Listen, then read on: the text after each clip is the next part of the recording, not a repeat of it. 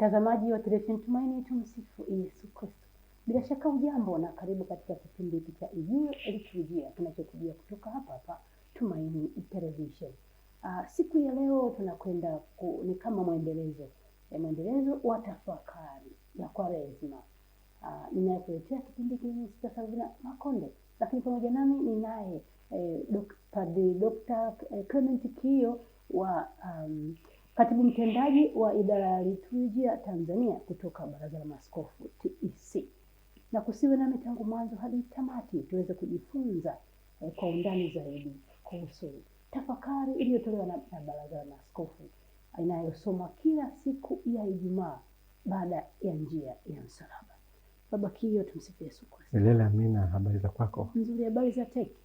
Teki hatujambo. Tunaendelea kusikitika kwa kifo cha mpendwa wetu Kardinali Pengo.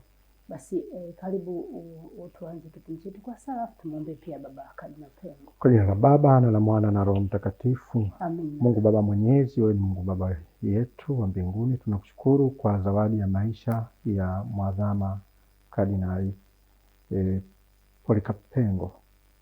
Tunapoendelea na kipindi hiki cha Kwaresma, tunajua kwamba yeye aliishi maisha ya toba.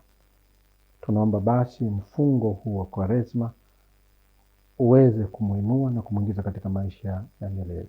Tunaomba uwe nasi katika kipindi chetu hiki, tuweze kuleta tafakari ya ujumbe wa maaskofu. Tunaomba hayo kwa njia ya Kristo Bwana wetu. Amina. Neno la Baba na la Mwana na Roho Mtakatifu. Amina. Baba Kio, habari ya Kwaresma? Kwaresma ni njema. Ndio. Je, ushawahi kusikia juu ya ujumbe wa Kwaresma? Ujumbe wa Kwaresma nishawahi kusikia sisi pale Msimbazi. Kila mwisho wa njia ya msalaba. Ndio. Padre huwa anasoma na anavyosoma anasoma the way kama vile sio kitabu.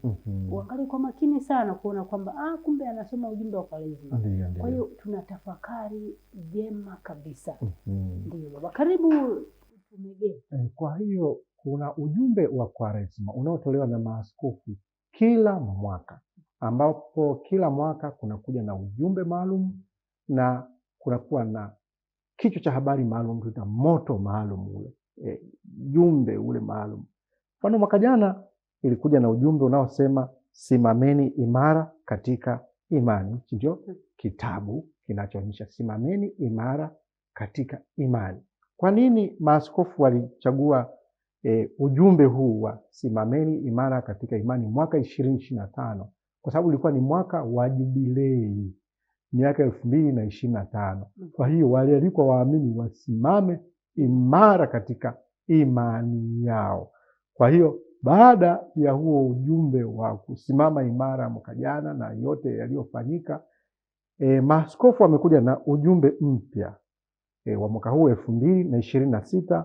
Unasema, ndugu msichoke kutenda mema. Ndugu msichoke kutenda mema. Ukiangalia sana inakuwa ni kama mwendelezo wa ujumbe uliopita, kwa sababu ulikuwa ni kwamba simameni imara. Kwa hiyo watu wakafanya mema mengi sana, wakaenda hija, wakafanya hiki na nini. Sasa jubilei imeisha. Je, mnapaswa kuchoka? Na wasema msichoke kutenda mema, hata kama mliyatenda vya kutosha mwaka jana na miaka iliyopita, lakini msichoke, maana yake muendelee kutenda mema. Ndio ujumbe wa mwaka huu ambao unatoka katika kitabu cha pili au waraka wa pili wa Mtume Paulo kwa Watesalonike sura ya 3 aya ya 13. Labda fadha niulize swali hapo. Ndio. Mababa maaskofu wana taratibu ya kutoa tafakari kama kitabu hichi na mwaka huu hicho. Ndio. Tafakari hii labda kwa nini unafikiri wameamua kutoa tafakari hiyo ya Kwaresma nzima? Kwa sababu tuna njia ya msalaba. Tayari ni tafakari. Alafu baadaye tunaketi tunasoma huo ujumbe. Labda ni nini kilipelekea wakafanya hivyo? Huu ni utaratibu wa tuseme ni urithi wa kanisa, kwamba kila kipindi cha Kwaresma kinapoanza kunakuwa na ujumbe maalum. Kwa hiyo sio kwamba ni kitu kipya. Mara nyingi watu wakisikia ujumbe wa Kwaresma umetoka, watu wanaanza kushtuka, kuna kitu gani? Labda sisi ni waraka wala nini? Hapana. Hiki ni kitu cha kawaida kila mwaka maaskofu wa kila baraza wanatoa ujumbe, lakini vile vile hata Baba Mtakatifu mwenyewe mara kwa mara katika kipindi hiki anakuwa na ujumbe maalum kwa ajili ya kondoo wake. Kwa hiyo ni kitu cha kawaida cha kuinjilisha hawa wanaoanza mfungo waweze kutafakari vizuri na wapate dira ya mwaka mzima ya kuwaongoza katika hayo maisha. Kwa hiyo ndugu, msichoke kutenda mema. Labda swali langu kwa mtazamaji wetu, muumini wetu, je, umeshasikia hiki kitabu au huo ujumbe wa Kwaresma, au mwaka huu ndio mara ya kwanza au ni kipindi ndio cha kwanza unasikia kwamba kuna ujumbe wa Kwaresma kila mwaka? Je, umekipata hiki kijitabu kidogo na wewe ukajisomea mwenyewe? Na kila padre ambaye anatazama kipindi chetu, je, wewe padre una kopi yako binafsi ya ujumbe huu wa Kwaresma ili uweze kusoma na kuwafafanulia waamini? Lakini vile vile na wewe muamini ingefaa uwe na ujumbe huu. Kama mwaka huu hujaupata, jiandae kwa mwakani. Nawe unayo kopi yako? Vizuri kabisa. Kila sister ana kopi yake. Na mimi na kopi yangu. Baba, tunakushukuru sana. Kwa hiyo na waamini wetu nao tunawapa hiyo changamoto. Na wewe mtazamaji, unayo kopi yako? Waandishi wetu wa habari, mnazo kopi zenu? Mnaweza kuingia ndani mkafufudua vyote vilivyoandikwa. Kwa hiyo leo tunataka tuwaletee tu uchokozi, tukuwachokoza zile mada ambazo ziko mle ndani, kama wale wanavyochambua mambo ya magazeti, kwamba kuna kichwa cha habari hiki na kuenda kidogo na nini, tutawaletea leo. Na kwanza hapo ndugu, usichoke kutenda mema. Ndio. Kwanza unajua kuna wengi, kuna baadhi wana kwenye maparokia yao wanasema michango imezidi, wanahama wanaenda parokia nyingine. Michango imezidi, hataki tena, mara ujenzi, mara guroto, mara kushika mkono nani. Maana yake hawajui malengo ya ile michango. Kwa sababu tunasema tuchange tujenge kanisa. Tuchange tujenge vituo vya njia ya msalaba. Tuchange tujenge guroto ya Bikira Maria. Tuchange kuna wazee wetu ambao hawajiwezi, tuwasaidie. Kwa hiyo vitu hivyo havitaisha. Hatuwezi kusema kwamba kesho michango itaisha, kwa sababu nasema wenye shida mnao siku zote, maskini mnao siku zote. Majengo tunayahitaji siku zote. Leo tunahitaji kukarabati jengo hili. Kanisa letu lilijengwa labda na wamisionari wa mwanzo, lina miaka 100, limeshaanza kuanguka. Je, tupige simu wale wajomba waliojenga kanisa waje? Kwa hiyo msichoke kutenda mema. Mtazamaji wetu, muumini wetu, usichoke kutenda mema. Na mimi sichoke kutenda mema. Na mimi pia. Wote tusichoke kutenda mema. Mtakatifu Paulo anatuelekeza katika waraka wa pili kwa Watesalonike sura ya 3 aya ya 13. Ndugu, usichoke kutenda mema. Sasa katika waraka huu wa maaskofu umegawanywa katika sura 4. Inaanza na utangulizi ambao ni mwaliko wa maaskofu kwa ajili ya kipindi cha Kwaresma. Halafu inafuata sura ya 1 ambayo inasema kutenda mema ni wito kutoka kwa Mungu unaodai bidii ya binadamu. Kwa hiyo ni wito, kutenda wema ni wito. Ndio maana anasema ndugu, msichoke kutenda mema. Tunaitwa wote tutende mema. Alafu sura ya 2 inasema matendo mema katika maandiko matakatifu kama ushuhuda wa imani. Matendo mema ni ushuhuda wa imani. Kama huna imani hutatenda mema, lakini kama ni mtu wa imani basi utatenda mema. Na sura ya 3 inagusia matendo mema kama muendelezo wa mwaka mtakatifu. Tangu mwanzo nilisema mwaka mtakatifu, kauli mbiu ilikuwa ni simameni imara katika imani. Kwa hiyo sasa matendo haya mema kama muendelezo sasa wa hicho kilichoongelewa mwaka jana. Kwa hiyo ni muendelezo. Na sura ya 4 ni kama hitimisho, anasema ndugu, tutende mema daima. Kwa unaona ni kitabu ambacho kimebeba mambo mengi. Katika dakika chache za hapa hatuwezi kuongelea yote, lakini basi ingalau tayari mtazamaji wetu unajua kwamba kumbe ziko sura 4. Sasa kuna kijana alinisimulia stori yake. Ndio. Akasema alipata shida. Nadhani alikuwa amepungukiwa salio. Alafu gari yake ni kama ilizima. Sikumbuki vizuri mfano, lakini tunakumbuka ushuhuda huo kama tutende mema. Basi Father akapita akamuona kijana anahangaika.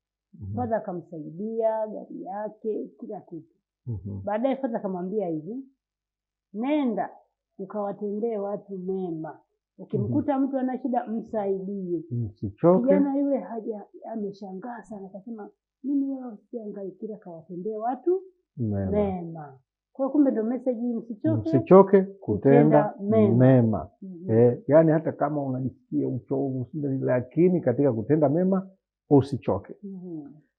Kwa hiyo sehemu ya kwanza ni utangulizi. Tunaalikwa wote kipindi cha Kwaresma, inaelezea jinsi kufunga siku 40, mfano Agano la Kale na kadhalika. Tumeshaongea katika vipindi vingine vya Kwaresma, tusikite sana huko.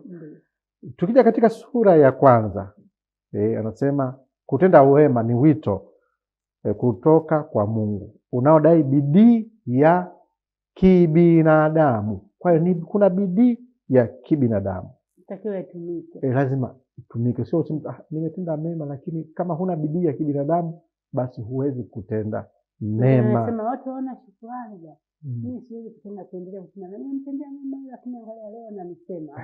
Unasikia kuna msemo, shukrani ya punda mateke. Kwa hiyo siwezi kutenda mema tena. Hapana, sisi misemo hiyo ya wahenga hiyo ndiyo inatufundisha, lakini maandiko matakatifu kama tulivyowapata, waraka wa pili wa Mtume Paulo kwa Tesalonike sura ya 3 aya ya 13, ndugu, ukichukua ule mstari mzima sema, lakini ndugu msichoke kutenda mema. Sasa kwa nini ameanza na lakini? Ndio hayo sasa, najua mimi nimefanya mema lakini hawanijali. Sijui na nini lakini. Kwa hiyo anasema lakini ndugu msichoke kutenda mema. Pamoja na hizo lakini nyingine, lakini msichoke kutenda mema. Ni nukuu ya ujumbe wa Mtakatifu Paulo mtume kwa Watesalonike. Kwa hiyo muktadha huu unamgusa kila mmoja. Katika kitabu hiki kinaeleza msingi wa wito wa kutenda mema. Msingi wake ni mwaliko. Maanake Mungu anamwalika kila mtu. Anakualika wewe, ananialika mimi, anamwalika mtoto, anamwalika kila mwanadamu, kwa sababu ndugu haisemi tu ni Mkristo au Muislamu au Pentekoste au Mwanglikana, ni wote ndugu, sisi sote ni ndugu. Kwa sababu ndugu msichoke kutenda mema. Kwa hiyo msingi wake ni mwaliko kutoka kwa Mungu, ambapo ndio inapatikana kwenye waraka wa pili wa Mtakatifu Paulo kwa Watesalonike. Ndio. Baba sura yake mstari 13. Ndio. Vile vile inagusia uhuru wa mwanadamu wa kuchagua kutenda mema au mabaya. Kwa hiyo Mungu amekupa utashi wa kuamua kutenda mema au kutenda mabaya. Ndio maana anakualika ndugu, usichoke. Tumia uhuru wako. Maana yake kesho na kesho kutwa utaulizwa, ulitumiaje uhuru wako? Je, ulichagua kutenda mabaya au ulichagua kutenda mema? Kwa hiyo uhuru, lazima unatumia akili yako na utashi wako. Umepewa akili ya kupambanua mema na mabaya. Umepewa huo uwezo wa kuchagua. Kwa hiyo akili ya kupambanua, lakini vile vile uwezo wa kuamua kwamba basi mnatenda hili au mtende hili. Kwa hiyo vitu viwili wewe mwanadamu uliopewa, akili ya kujua mema na mabaya, kuyapambanua, lakini vile vile huo uamuzi, kujua ni kitu kimoja na uamuzi ni kitu kingine. Mtu anajua kwamba nikitenda hiki ni vibaya, nikifanya hivi ni vibaya, lakini je, unaamua nini? Umepewa ndani ya moyo wako. Ni kwa nini tunapaswa kutenda mema? Kwa nini tunapaswa kutenda mema? Tunaulizwa katika kitabu hiki. Sema ni wajibu wetu, kwa sababu tumeambiwa mpende jirani yako kama nafsi yako. Unampendaje? Unakumbuka ile stori ya Msamaria?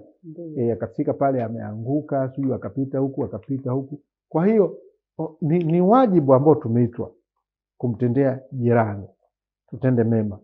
Sema na jirani ni yupi? Jirani yangu ni nani? Unaweza kuuliza jirani yangu ni nani? Je, ni yule tu ambaye unakaa naye karibu? Lakini ni kila mhitaji, na jirani ni yeyote yule anayehitaji msaada wako. Rejea Injili ya Mtakatifu Luka sura ya 10 aya ya 30 hadi ya 37. Wewe mtazamaji wetu, unawafahamu watu ngapi ambao wanahitaji msaada wako? Kanisa linahitaji msaada wako. Ndio maana tuligusia, unaambia michango. Jamani, tunatembelea wazee, tunatembelea wafungwa, tunaomba kila mmoja achangie nusu kilo ya sukari. Jamani, kwa nini tuchangie? Kwa sababu huyo anahitaji. Nilikuwa na njaa, ukunipa chakula. Nilikuwa uchi, nilikuwa kifungoni, ukija kunitazama. Mambo kama hayo. Kwa hiyo yoyote mwenye shida. Na Father, kuna upande mwingine labda wewe unaweza kuelezaje tuone kwamba kwenye kuchagua mtu anaona mimi ni talented labda uongoza kwenye nini. Lakini sasa wanaposema wajitokeze kwa ajili ya kupiga kura. Wenzake wametaka, wamependekeza kwamba huyu anaweza. Haji tena nafunga safari anaondoka. Ndio maana huu ni sasa hapo majitoleo hamna. Ndio maana inaitwa huu ni wito. Lakini ndugu, msichoke kutenda. Kwa hiyo wewe kama watu wameona kwamba wewe una kipaji cha uongozi, sauti ya Mungu inasikika kupitia hawa watu. Njoo wewe utakuwa kiongozi wa kigango, utakuwa mwenyekiti wa kinani.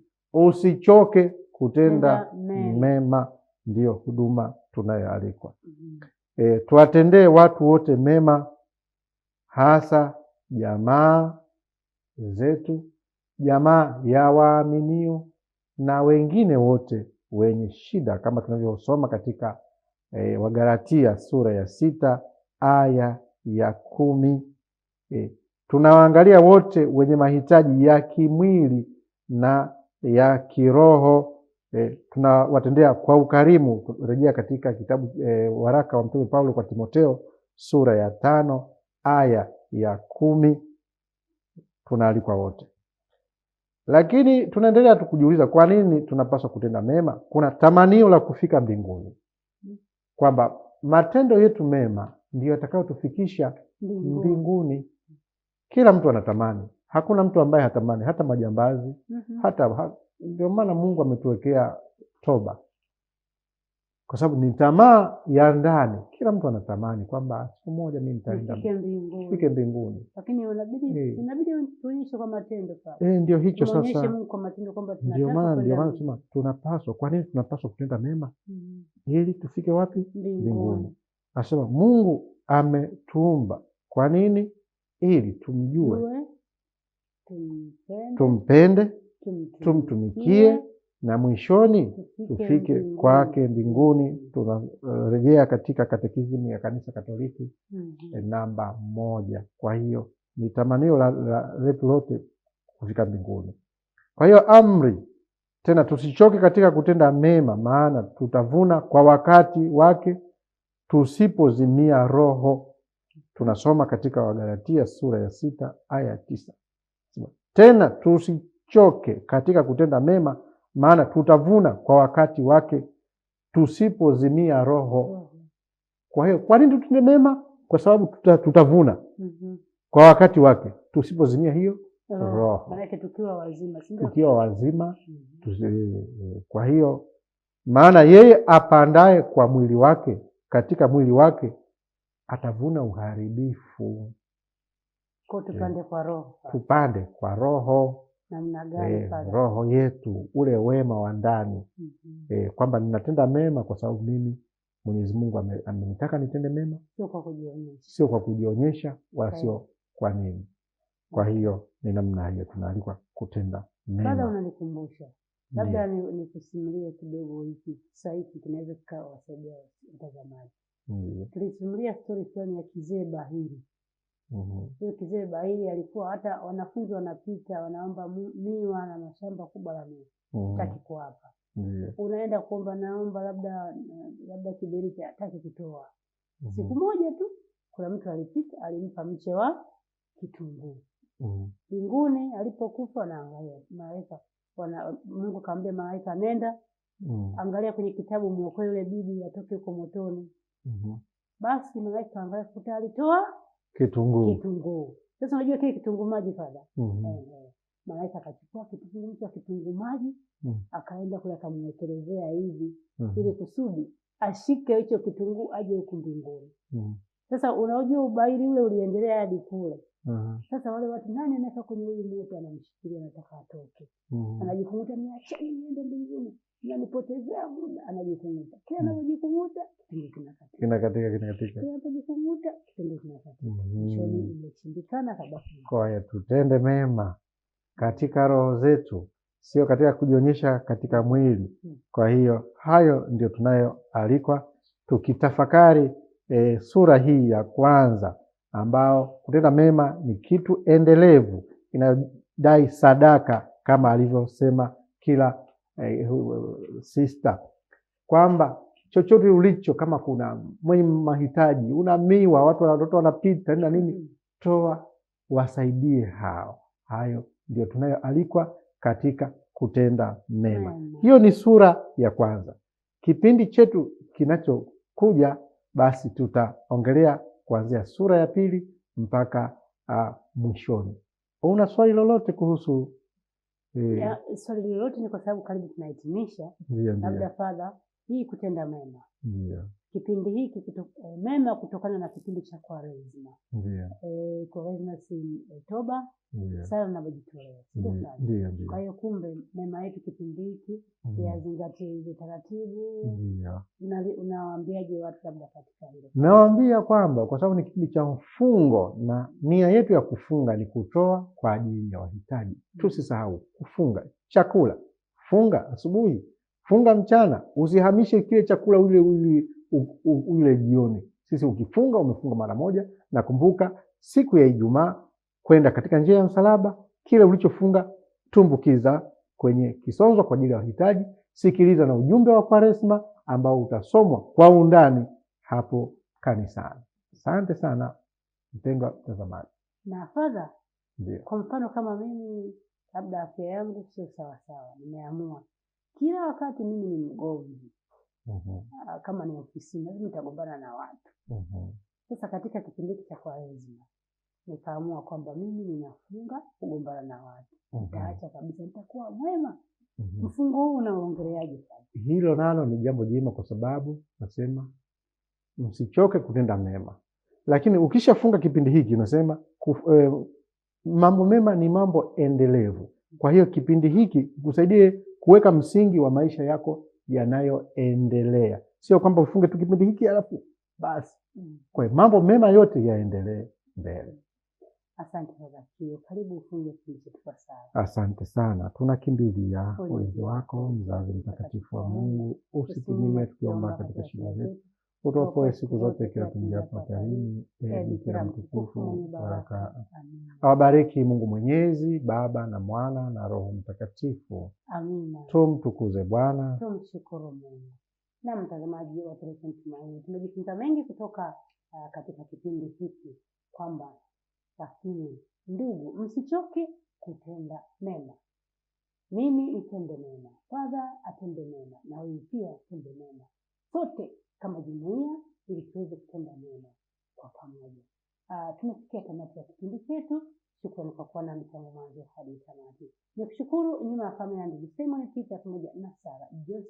Mimi ni Sister Savina Makonde, pamoja nami nilikuwa na Baba Padri Daktari Clement Kihio, katibu mtendaji wa liturujia kutoka Baraza la Maaskofu Tanzania. Sina ziada mpaka wakati mwingine, na kutakia kila jema.